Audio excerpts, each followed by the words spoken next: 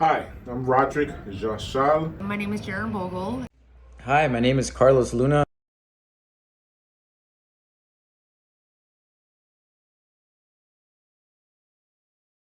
I feel like this experience brought me a lot of knowledge. It opened up my eyes, and I was able to service a community that I've never worked with before. I think the one thing I truly gained is the appreciation for the homeless and what they have to go through.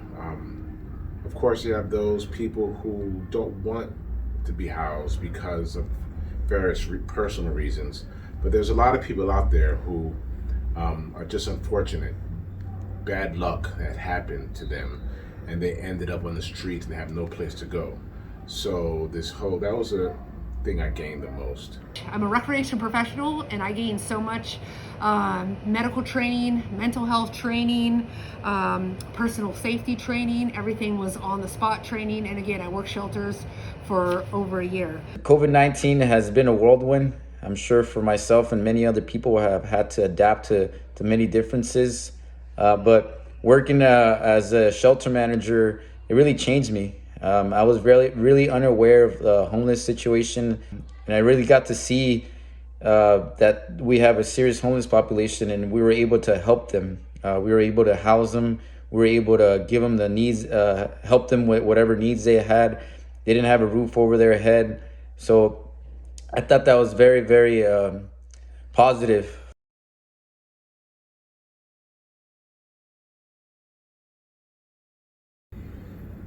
The unknown. We got called on this emergency, and because of COVID, of course, and no one knew the how big COVID is going to be or where it was going to go. And having to answer this call is actually having to put your life on the line. Having to go there and put on this hazmat suit and mask and gloves and a face shield and forever, sanitizing our hands and keeping 6-10 feet away from these people who were homeless, who were living on the streets, who were in closed quarters, and having to come and work with them and be around them was really scary. And not knowing where it's going to go, if we're going to put our lives on the line and catch COVID, and actually, are we going to die from it? It was such unknown for the whole time that it was a really scary thing for us. When we first got the call, it was definitely something that was very difficult. It was mixed emotions. You wanted to go out and help, but you're also very scared because you didn't know what direction COVID was going to go. We didn't have any answers in regards to what our department was going to do. All we knew is that we were being asked to go and service a community that we've never serviced before. And I'm happy I did it, but it was definitely something that was very scary. It was challenging. It was challenging to say the least. I saw so many physical altercations and unneeded violence, so many inappropriate acts of sexual behavior on the daily. I saw a lot of nudity. I saw more things than any one person should see, especially working for recreation and parks. And I saw it on a very regular basis. I still remember when I got the call, they said, "Hey, we need you to come if you're available to help set up a shelter." I said, "Yeah, count me in." I think there was 14 shelters at first, and then they expanded to more, but I was one of the first ones to go on call. I went and I made myself available because I knew people were in need. Luckily, I was in a position where I felt comfortable going. I know there was a lot of uncertainty, but I knew that people needed my help, and it would be people needed my help, and I needed to be there to help them. Why was this important to you? It was important to me because it needed to be done. I love helping people. I love being there for others. And I think it's important for as recreational professionals to step up for the city, for the country, for ourselves, to help others, to get these homeless people off the street, to provide shelter, to provide mental stimulation or food. being a recreation professional, you help people in however you can, and I felt like me going there and helping them out was part of my job and my responsibility and duty as a person that is supposed to help the community.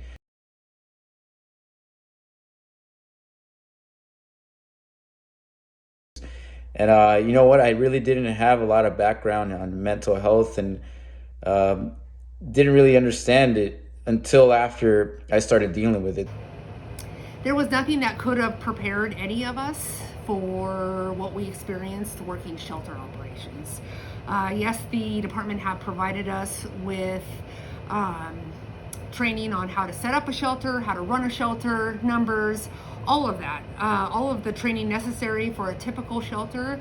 But, you know, as we all know, this was not any type of typical shelter situation. Even if the department would have known ahead of time how it was going to go down, there's still no type of hands-on no type of training that would have fully prepared us for this, except for on-the-spot hands-on training, and that's basically what it was for us.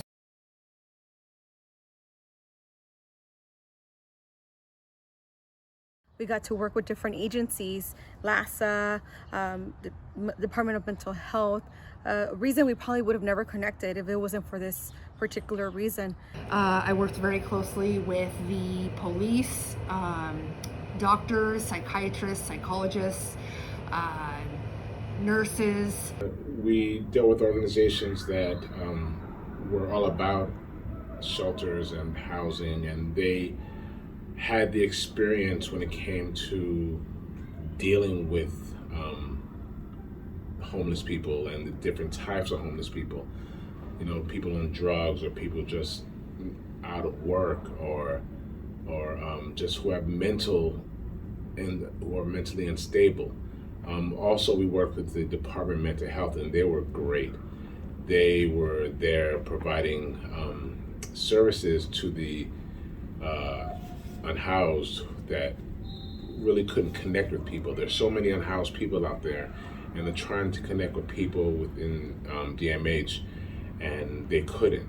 It was hard for them, and having access to that, a lot of people got help.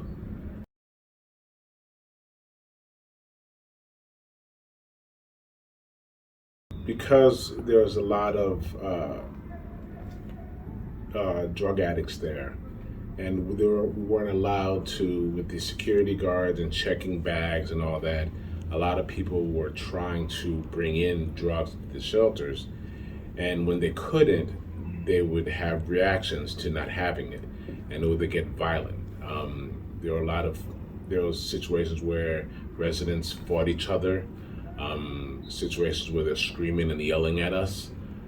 So we had to put our lives were literally on the line every day when we walked in there, because a lot of the homeless is mentally unstable, and at any point they could snap. I witnessed so many heart attacks right in front of me. I'm holding the person in my arms. Seizures, grandma seizures, stabbing victims, blunt force trauma, head injuries. I had lots of schizophrenic residents, or I should say residents with schizophrenia. You name it, I had it. At my first initial shelter, which is the shelter that I was at for the longest, I dealt with all of that. We celebrated birthdays together. You know, we worked the holidays and celebrated the holidays together. You know, Christmas, New Year's, everything, you name it. Because again, shelter operations lasted over a year. So these people truly became family to us, and we became family to them. And I know that it will never happen again. It's a process that I'm grateful for. I could truly say it has changed me for the better. I have learned so much, I have experienced so much, and if I hadn't worked shelters, you know, I know that I would never have these experiences. As a recreation professional, how has your experience as a shelter worker changed your perspective on the unhoused? I realize there are people as well.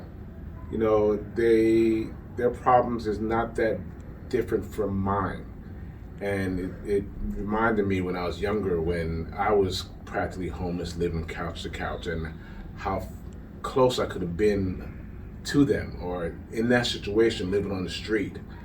Some of the most positive things that I will never forget is I definitely have a much better understanding of the homeless community, the challenges that they face, mental health issues. And at the time, despite all these challenges, these people really did. They became my family. Like I mentioned, without seeing my actual family for over a year and just working the shelter operations, these residents had truly become my family. And that's how they felt about me. That's how they felt about the other staff. That's how we felt about each other. It definitely changed me, the perspective. In the past, you kind of see a homeless person on the side. You really know their story. So working with this homeless population, I was able to really get to know a lot of the residents. I don't like calling them the homeless. I call them as residents. They were residents at a recreation center. I treated them like any other person. They were very grateful.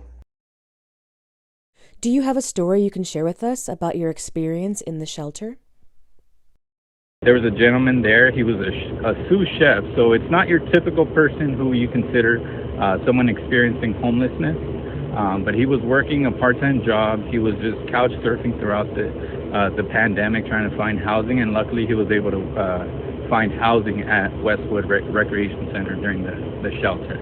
And just hearing his side of the story and just kind of sharing with me that it was a great opportunity for him to start saving up some money, try to get back on his feet, and ultimately throughout the whole shelter he saved enough money where he was able to actually get an apartment, and eventually his part-time job led to a full-time job. There was a man who ended up coming into this shelter that I was working in, and I think a few days before the pandemic hit, he was traveling from Texas to Washington State to go live with his son. He had all his belongings. His car broke down, and it got towed, and he didn't have any money, and everything was taken. He lost communication because he lost his phone, and he didn't know his son's phone number or address or anything, and he was so scared, and he didn't know what he could do. We were able to connect him with the Department of Mental Health. We did some personal research to try to find some information about his son, and we ended up reconnecting them. And he was a 70-year-old man who really didn't have a thing on him, and he just wanted to find his son. And we helped him connect and find his son. So that was a really rewarding thing. We had police raids for people who were murder suspects that were hiding out in our shelter and staying with us as our residents.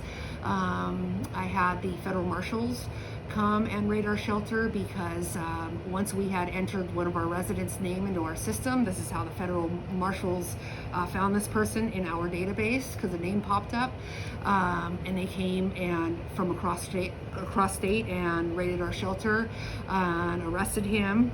Multiple child abuse offender, multiple charges. He had been on the run for over a year. His one and only call he got from the LA County Jail, because that's where they housed him for the time being, because then they were supposed to transport him across state lines. His one and only phone call, he called me. He called me at the park. Because of COVID restrictions at the time, even though he had been captured and was non-permanently being housed in LA County Jail before they can transport him across lines back to the state where he was convicted or is being convicted.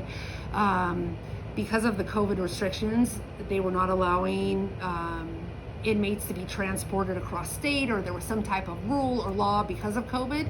And because of that, he actually was released from prison and came straight to the park to find me.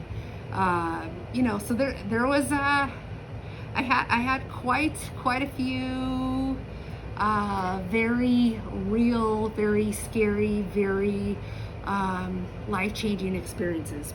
This gentleman who was staying at our shelter came in and, you know, stayed to himself for the most of the part, but started warming up to us and started getting very comfortable and started opening up about his life. He mentioned that he had been in jail and he had a 4-year-old son in a different state, and he really wanted to get his life together. And he was taking advantage of every services that was provided on site. He mentioned he wanted to get an education, so we helped him enroll in Santa Monica College and was taking classes virtually while being at the shelter. He needed a job. We connected him to the right people, and he started working in downtown and cleaning up Skid Row and doing everything that he possibly could to ensure that he got his life in order. He definitely put a lot of work and effort into, you know, everything that he was doing, and we continuously would cheer him on and check in on him. We would have like those daily meetings where it was like, how's it going, how are you? And I think those conversations really helped them and pushed them, you know, do what he wanted to do.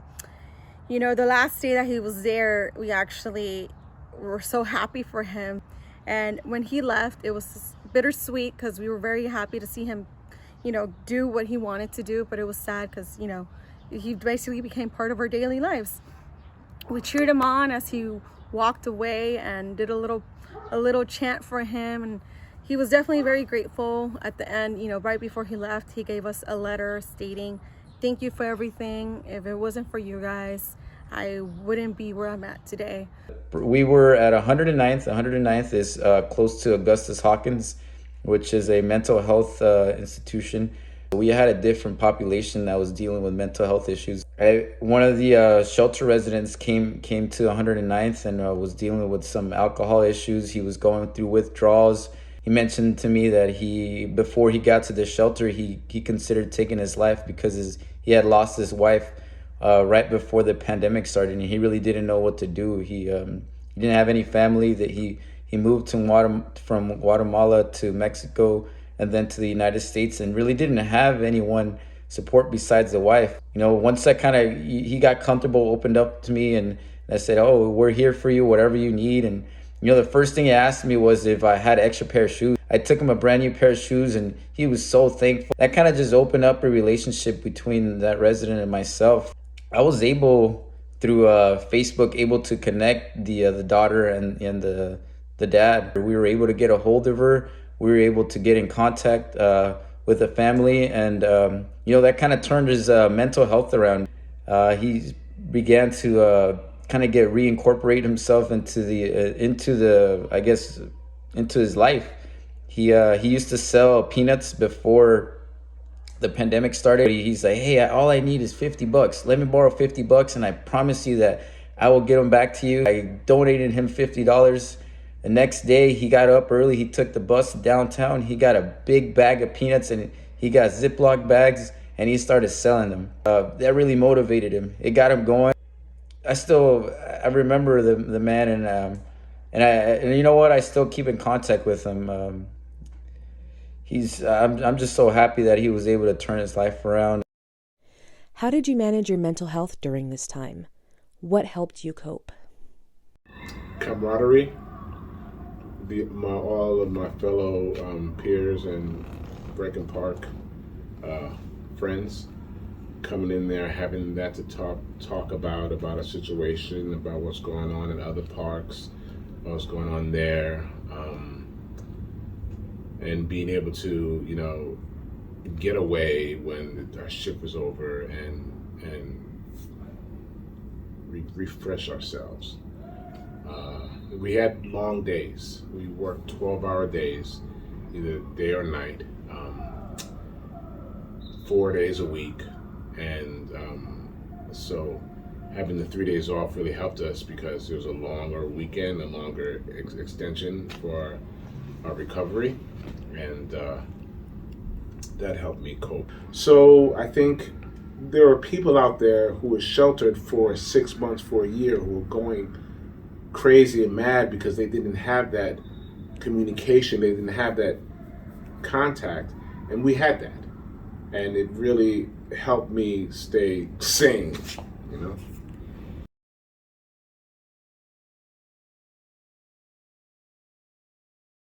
It's been a whirlwind. It's changed my life. I feel like I'm a better person now. And I was able to change someone's life. That was just one person that I was able to touch, and I have many other stories of other residents that we were able to help. And I'm sure, as myself and other people during the pandemic that were helping at these shelters were able to help change people's lives, get them back on track, give them a purpose, and being overall well. Believe me, it truly was an amazing positive experience. I felt like in shelter operations, we made more of a difference in the lives of the community at that time than anybody else possibly could have. Everybody else, you know, with people staying home and businesses having to close down and all of that, it was us, police, fire, doctors, and nurses. You know, recreation and parks, saving the world. So definitely, this experience was not easy, but extremely rewarding, and I would do it all over again if I had to, but hopefully not.